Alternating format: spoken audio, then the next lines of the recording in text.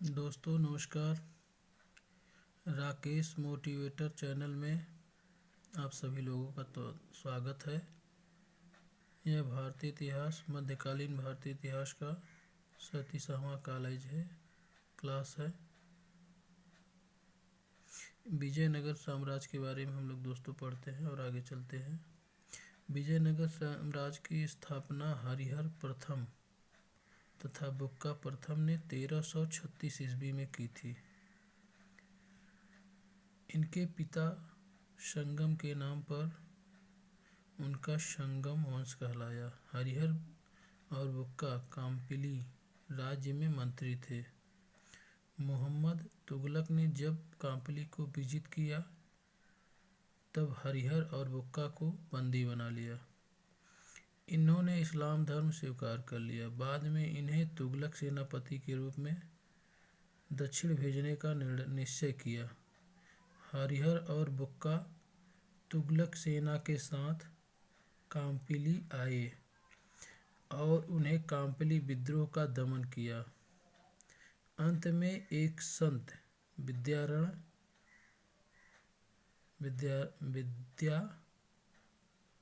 के प्रभाव में आकर पुनः हिंदू बन गए। विजयनगर को स्थापित करने के लिए हरिहर और बुक्का ने अपने गुरु विद्यारण्य तथा वेदों के प्रसिद्ध भाष्यकार सायण से दीक्षा ली थी। इस साम्राज्य के 4 राजवंशों संगम वंश 1336 से 1485, शालू वंश 1485 से 1505, तुलु वंश 1505 से 1570 एवं अराविडु वंश ने लगभग 300 वर्षों तक शासन किया। विजयनगर साम्राज्य की राजधानियां क्रमशः अनेगोंडी, विजयनगर, पेनुकोंडा तथा चंदगिरी थी। 1352 से 1353 ईस्वी में हरिहर ने मदुरा विजय हेतु 2 सेनाएं भेजी। एक कुमार शवल के नेतृत्व में था तथा दूसरी कुमार कंपन के नेतृत्व में। कुमार कंपन ने मदुरा को जीतकर उसे विजयनगर में शामिल कर लिया। उसकी पत्नी गंगा देवी ने अपने पति की विजय का अपने ग्रंथ मधुरा विजयम में सजीव वर्णन किया है। कुमार कंपन बुक्का राय प्रथम का पुत्र था। 1377 ईस्वी में बुक्का की मृत्यु के बाद उसका पुत्र हरिहर द्वितीय सिंहासन पर बैठा। उसने महाराजाधिराज की उपाधि धारण की। उसने कनारा, मैसूर, त्रिचनापल्ली, काची आदि प्रदेशों को जीता और श्रीलंका के राजा से राजस्व वसूल किया। हरिहर द्वितीय की सबसे बड़ी सफलता पश्चिम बहमनी राज्य से बेलगाम और गोवा छीनना था। वह शिव के विरूपाक्ष का रूप का उपासक था। चंदगिरी के सामंत नरसिंह शालू ने संगम वंश के अंतिम शासक प्रौढ़देव राय को पदच्युत करके 1485 ईस्वी में सिंहासन पर अधिकार कर लिया एवं एक नवीन राजवंश शालू वंश की स्थापना की। वीर नरसिंह ने नरसिंह शालू के पुत्र इम्माड़ी नरसिंह शालू वंश का अंतिम शासक को पदच्युत करके सिंहासन पर अधिकार कर लिया एवं तुलु वंश की नींव डाली। 1509 ईस्वी में उसकी मृत्यु के बाद उसका अनुज कृष्णदेव राय 1509 से 1529 ईस्वी तक सिंहासनासीन हुआ। विजयनगर के राजा कृष्णदेव राय ने गोलकुंडा का युद्ध गोलकुंडा के सुल्तान कुली कुतुब शाह के साथ लड़ा था, जिसमें कुतुबशाही सेना पराजित हुई।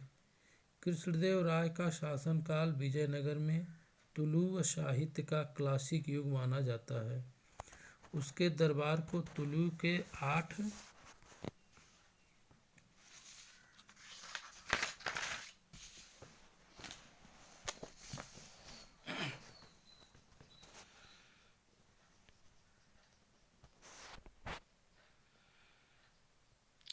महान विद्वान एवं कवि जिन्हें अष्टदिग्गज कहा जाता है, सुशोभित करते थे। इसलिए इसके शासनकाल में तेलुगु साहित्य का स्वर्ण युग भी कहा जाता है। कृष्णदेव राय ने आंध्र भोज की उपाधि धारण की थी। कृष्णदेव राय स्वयं एक उत्कृष्ट कवि और लेखक थे। उनकी प्रमुख रचना आमुक्तमाल्यद थी, जो तेलुगु भाषा के 5 महाकाव्यों में से एक थी। उसने नागलपुर नामक एक नगर की स्थापना की। उसने हजारा राम मंदिर एवं विट्ठल मंदिर का निर्माण भी कराया था। उसके समय में पुर्तगाली डोमिंगो पायस ने विजयनगर साम्राज्य की यात्रा की। बाबर ने अपनी आत्मकथा में कृष्णदेव राय को भारत का सबसे शक्तिशाली शासक बताया है। फारसी राजदूत अब्दुल रज्जाक संगम वंश के सबसे प्रतापी शासक देवराय द्वितीय के शासनकाल में विजयनगर आया था।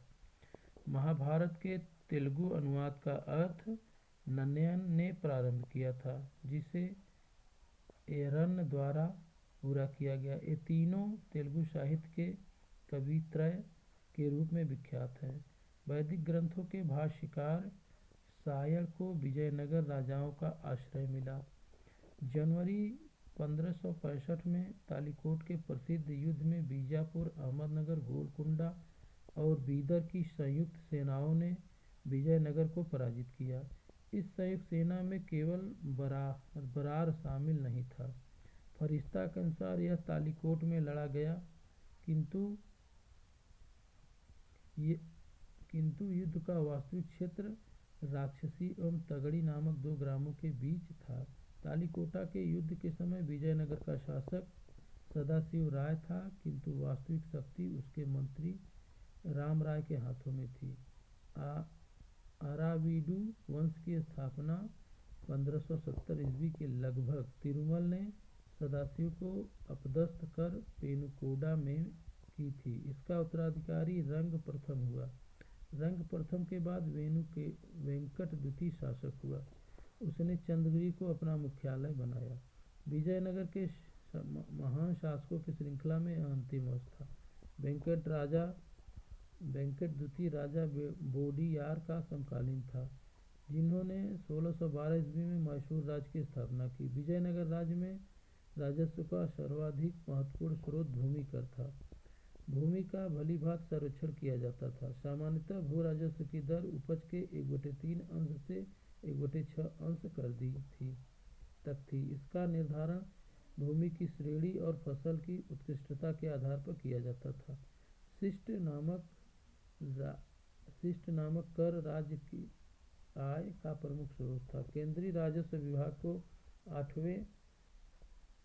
98 कहा जाता था।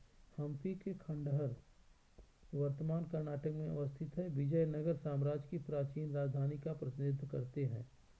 विजयनगर काल में बना विरूपाक्ष मंदिर यहीं पर अवस्थित है। हम्पी यूनेस्को की विश्व विरासत स्थलों की सूची में भी शामिल है। विट्ठल मंदिर। हम्पी का निर्माण विजयनगर साम्राज्य के तुलु वंश के महाप्रतापी राजा कृष्णदेव राय 1509 से 1529 में करवाया था। इस मंदिर में स्थित 56 तक्षित स्तंभ शक्तिमय स्वर निकालते हैं।